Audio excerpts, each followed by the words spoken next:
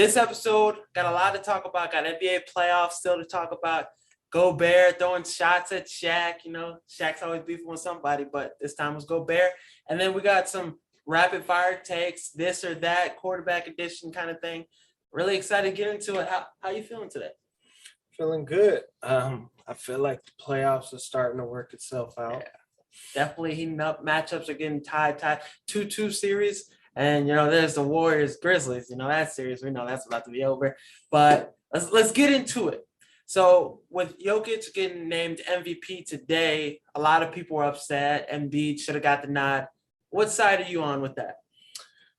I mean, after tonight's performance, I don't see what are we even talking about. I mean, he just completely let that dictate his performance on the court tonight, and his whole team followed suit. Like that's unacceptable. If I was to lose the MVP, I'm going out there dropping 60. I'm trying to prove my point. And he did the exact opposite. So no, I think Jokic definitely deserved it, and congrats to him.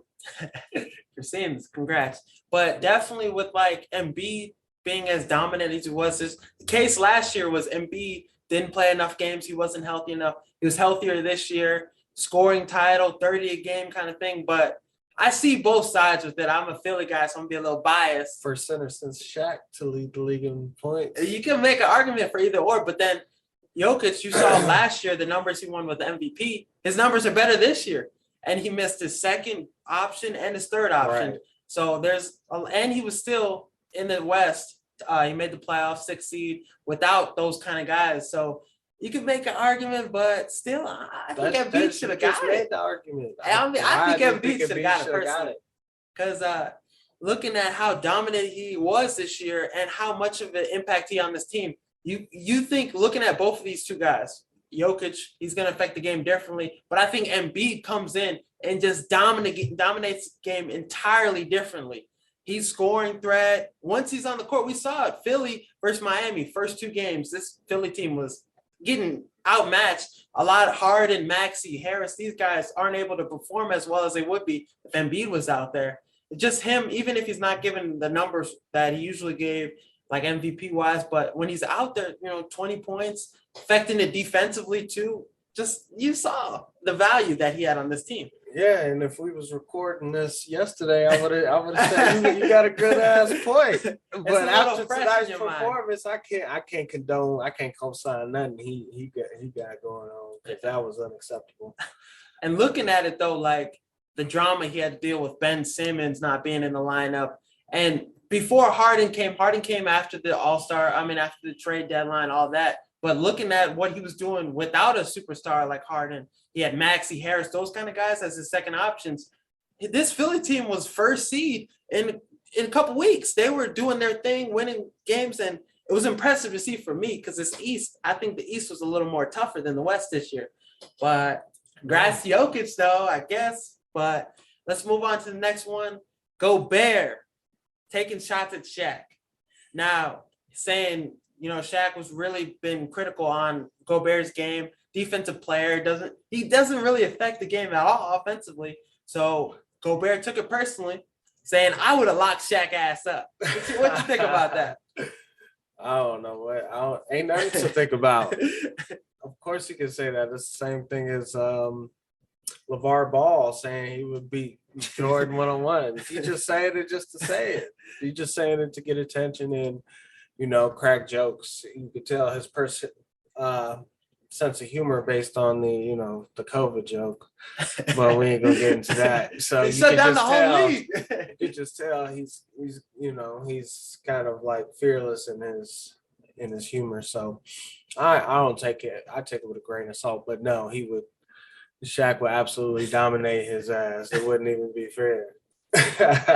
And you look at how dominant Shaq was in his time, his era. He was doing this against a guy, David Robinson, similar accolades, defensive player of the year, a couple, those kind of defenders, just dunking on him and putting up huge numbers. So I think Gobert put him in that era.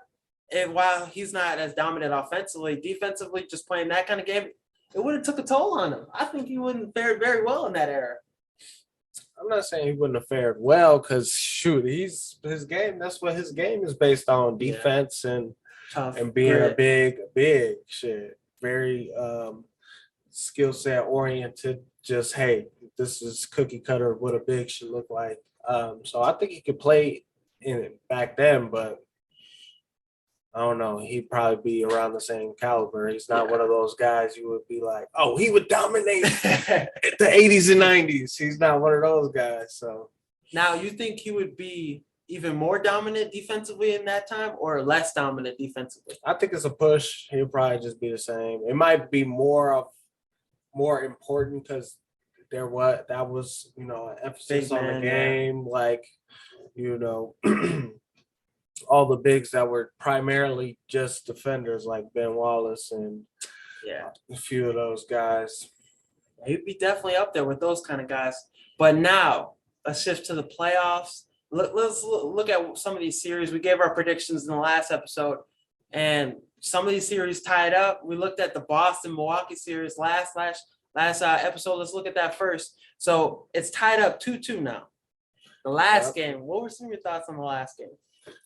I think you just saw Giannis kind of get gassed at the end of the game. He was absolutely dominating, and he went up for that and one, and you thought he was gonna, turn the corner and really take control of the game, but he was gassed. And what's the point guard's name for their team? Holiday or Drew Holiday. His shot selection down the stretch was just not. I don't think it was good at all. A lot of early shots, forced shots. He had a big switched on him, and he settled for a three. And they weren't even close to hitting. So, and it's tough. It's definitely tough when you got Horford out there dropping 30, efficient as fuck. Sorry on that. Talk about a career game for him. And he's 36, 35. Yes, he was going absolutely nuts. I can't recall the time I seen him drop 30. And then he pulling up in the fast break. It was like three. 5 for 7. He calling for the ball. Hey, I'm open. He was definitely. I was surprised. Shit.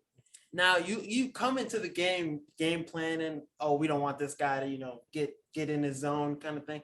Who comes in the game thinking how Al Horford's gonna have a day like that? Giannis poked the bear. He ducked on his ass and looked at him. He was like, all right, bet, say less. It's go time. I'm about to turn it up a notch. Now, what do you think Boston has to do to go from this game and take control over this series? Chips are back in their court. They just took back home court. So they just got to win 2 out of the next 3. It's really that simple. And you don't have to win on the road. So we'll see. I'm leaning towards Boston in this series, but this series is like one of those series where each team has those defining games, but then it just goes back to the other game. Once they get at their home court, they play great. So it's really each game, you don't know what's going to happen. Giannis is the best player on the court, and the Bucks are a championship team. So I think if it comes down to it, they're going to pull it out in 7. In 7 at Boston too? Yes. What? You didn't see them beat Phoenix 4 games in a row? Yeah. Giannis has definitely reached that status, best player in the game right now. So let's switch to the next series, Philly, Miami. We just watched this one today before we were recording. Embiid, we talked a little about him not playing up to par, but either did Harden, either did any of the collection of talent they got on Philly. And Miami just really took this game over from the beginning. It wasn't that close. Yeah, it wasn't. And like I said, when you got an MVP caliber player and he shows up, it looked like he just ate a shit sandwich and don't even want to play. What do you expect everybody else to do? That's the leader. They're going to follow suit. It's just the energy and the atmosphere he created. Yeah, and looking at Harden's performance before the 2 games, they really looked like a solid team. You thought they were going to make that jump and they were going to take over the series. Then Miami just comes back, and Miami shows them, look, we're still going to probably take this series. You're not going to beat us in Miami. We'll see what you do in Philadelphia. But I think this is really going to come down to it because I think Philly will take game 6, but can they win in Miami? which is it's gonna be tough for them. I mean, I think they can. They just got to snap out of that, which I think they will. But they definitely can make this a 7-game series. But it's just hard to pull it out. I don't think they're going to do that. Just it's hard to win back-to-back games and move to the next round. Shoot. This is like me and him talked about this before the show. This was reminding me a lot of the Raptors series when Philly was playing. There was each game, there was blowouts. There's games where you had the Sixers were the better team or the Raptors were the better team. And then it finally went to that game 7, and we saw how much it took for the Raptors to pull that game off. That last minute Kawhi shot. So hopefully we have the same kind of game 7. Hopefully it gets to game 7, but I'm leaning toward Philly to come back and take over the series. And what are you basing that off of? What I saw of them playing in Philly. I know this game definitely it didn't, show. They can play their best at home. It doesn't matter anymore. You got to win on the road. It matters in game 7, which you mentioned, but definitely let's switch over to the West. Memphis versus Golden State. We mentioned that series probably going to be over, so we'll be brief about this. So 3-1 is the series right now. I think even with this Warriors team struggling, because you saw the last game, it took everything for them to beat a Ja Morant-less Grizzlies. And I was like, Klay Thompson was struggling, Jordan Poole was struggling, Curry gave you 30, but this Warriors team, they're not looking like how they were looking against the Nuggets.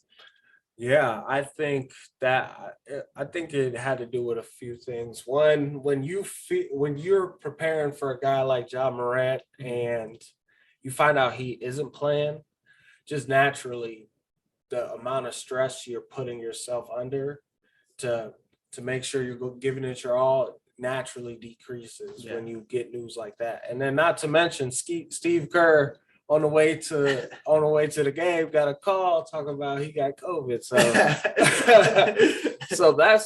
that's a lot to happen in a short amount of time.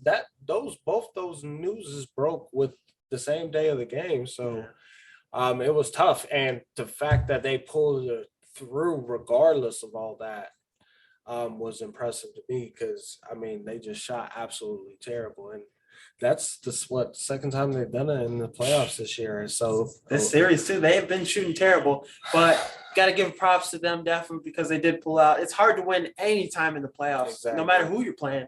But let's go to the next series, a more interesting one. Even though it was a blowout tonight, Mavericks came out flat. Suns went on those runs. Once you got a good team like the Suns go on those runs and you don't combat it, you're done.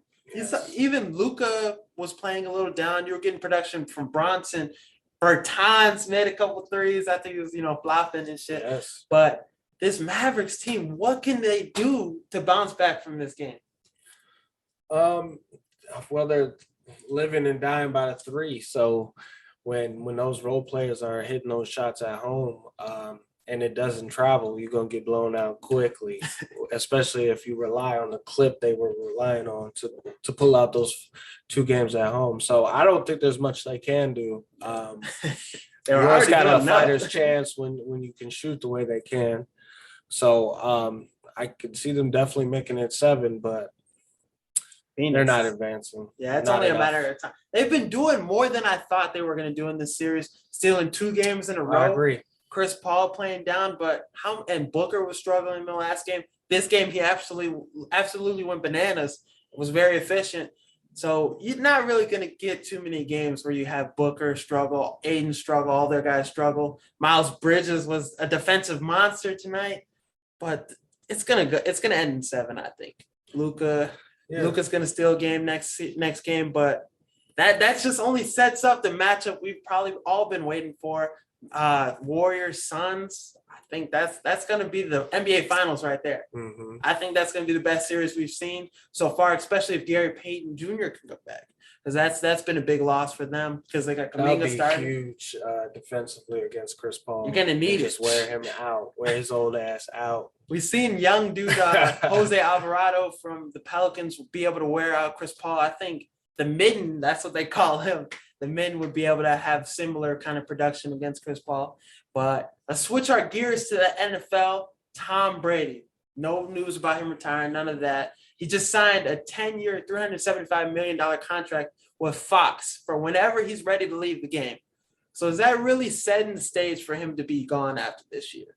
Oh, absolutely. I think the fact that he announced his retirement, or they broke the news for him, whatever the case was, and he went along with it and then decided to come back, lets you know that the time is here. So we'll see. They'll give it a shot this year. I don't expect anything fantastic from the Buccaneers, but I think this news is crazy. It goes to show how much money these networks have, and the TV rights deal the NFL has, and where the NFL game is going next. And it looks like it's only going up at this point. So to pull a guy like Tom Brady like that, you got to bring the money. he is the perfect way to kind of combat like what ESPN did with bringing the Sunday night crew over to Monday night, because that Monday night crew was a little rough. I ain't gonna lie. I like Louis Riddick. Riddick is my guy. He's too technical. He's not. He's telling you all the fundamentals of playing corner and how your technique when the ball's in the air. Like, no, people want to understand the strategy and all the higher 1,000-foot view things of football, not necessarily definitely the technical day-to-day things that former players would know. Now, so with Tom Brady coming in, we saw quarterbacks have success with becoming an analyst. Even Greg Olsen, one of my favorite ones, that transitioned after football. But will he be better than Tony Romo, you think? Will he be the best analyst coming out of the game? Yes, I think he could very easily be, because I mean, look at what he's been able to do with his ESPN biopic and on his career and the amount of views and attention it got was obviously crazy. So the fact that was running at the same time as the season, and it's on Disney Plus and all of this stuff. Disney Plus, that's where the money at. I think he has the ability to be just as good, or if not better than Tony Romo. So yeah, the sky's the limit, and the paychecks clearly validates that. Nah, like if you look at just like all these analysts coming out of the game, just the years after he left New England, we're able to see his personality. So I'm definitely excited to see, because you look at him on TikTok, all that stuff, he's getting out there, showing his personality. So I love to see it.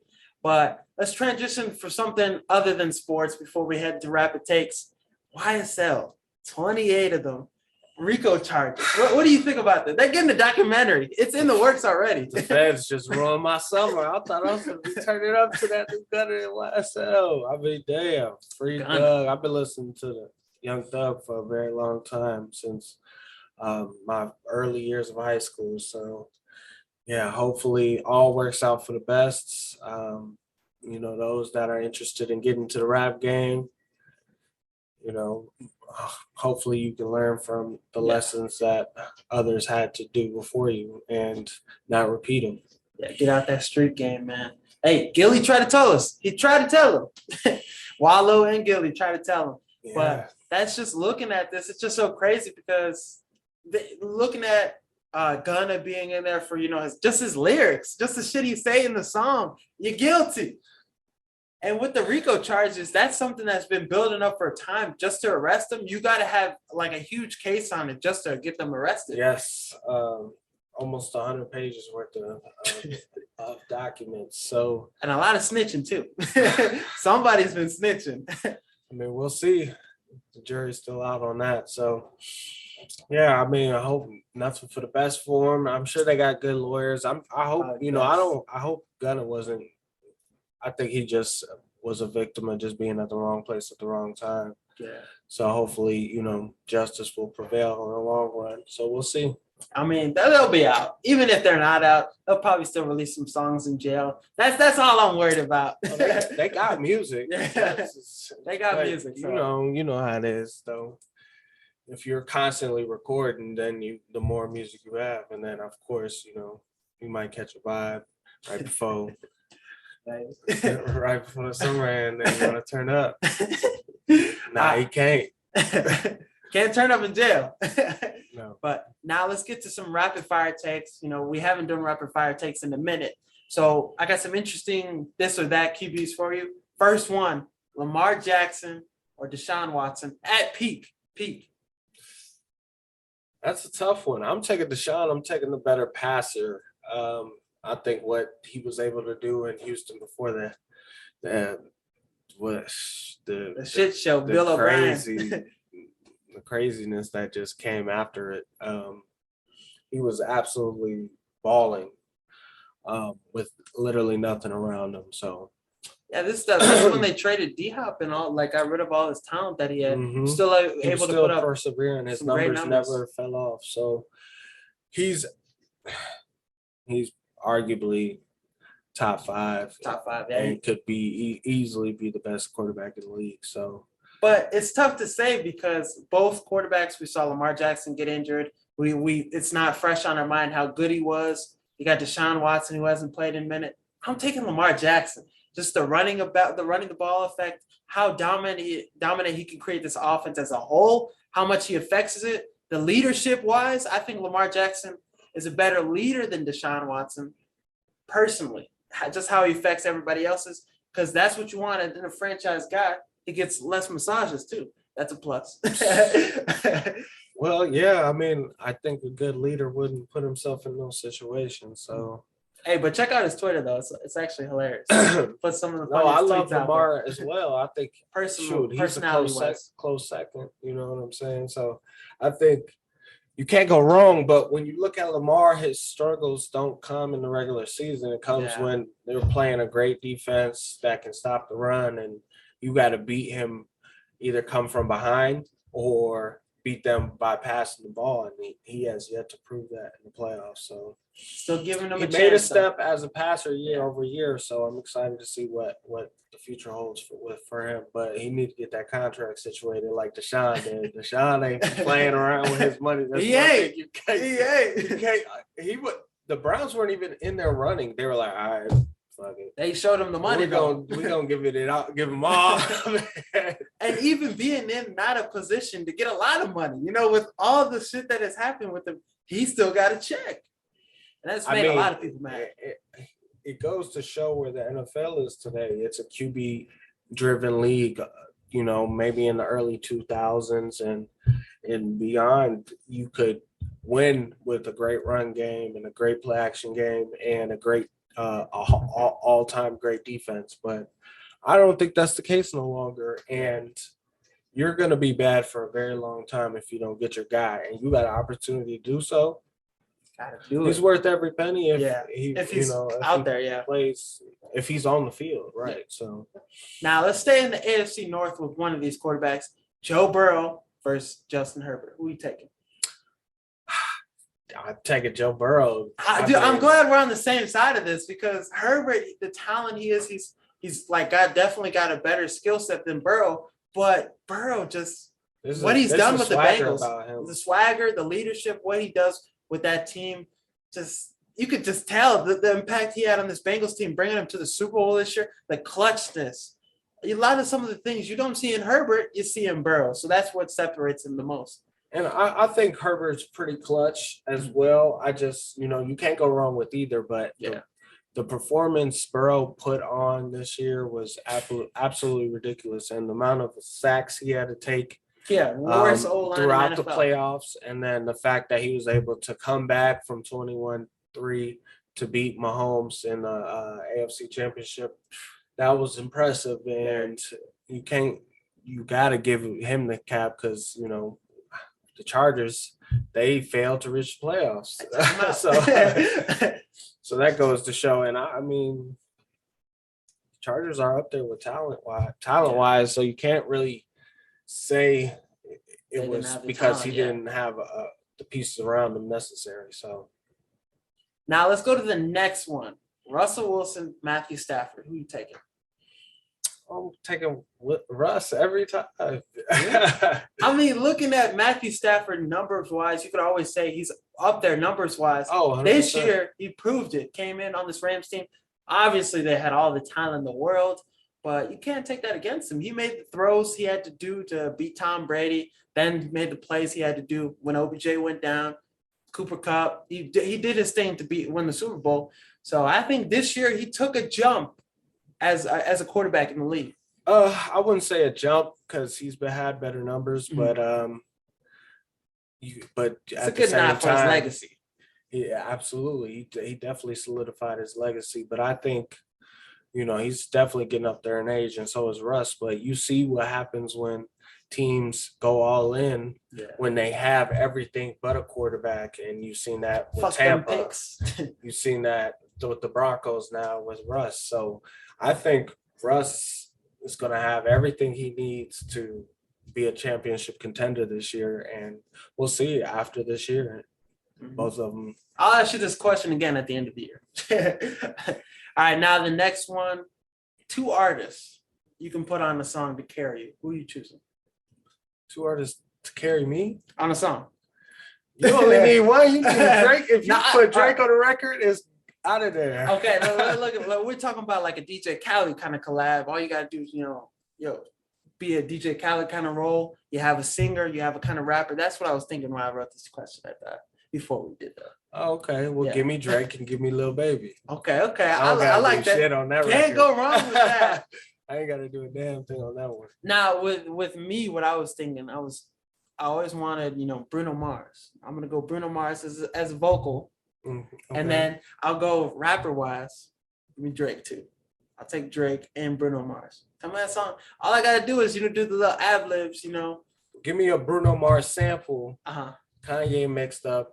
I was thinking Kanye West too in production. Okay. And had Drake melodize on it. Even Pharrell doing a little beats on there too.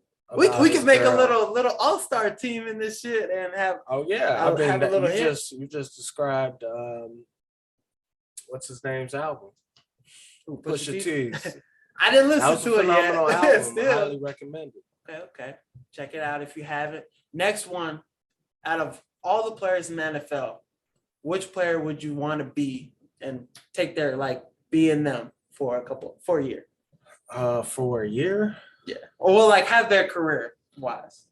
Shoot, that's easy. Tom Brady. Really? Of course. What do you mean, really? He got the GOAT. It's a good answer, but what I'm thinking is I'm going kicker, Justin Tucker. One of the best kickers in the NFL. Very clutch. And injury risk, there's not really injury risk. You're not getting your head knocked in every play. You can still go home to your wife and kids and family. Now, forget what day it is kind of shit. So then in my head, I'm thinking kickers, you don't really got to practice that hard. But don't miss that field goal. You're still going to get them death threats, all that stuff. Right. There's a different mental game you got to play when you're a kicker and it's you versus you. It's all mental. It's kind of like golf. So, but people are screaming and not being quiet. And you got them dudes with their hands up, blocking that shit. So that's all I have for Rapid Takes, and that's all I have for the show so far. Thank you again for watching. If you haven't checked out Six Man Blitz on Twitter, Six Man Blitz on Instagram, check out the social medias and give us a subscribe on YouTube, subscribe on all platforms. Apple Podcasts, give us a 5 stars. As always, peace. My club. You think it's water, playboy? Ain't no water, playboy, but the popo don't know that, dude. The popo think it's water, baby, but this motherfucking Grey Goose, baby. Drink in my club. Let me go and get a little bit. I got this drink in my club. God!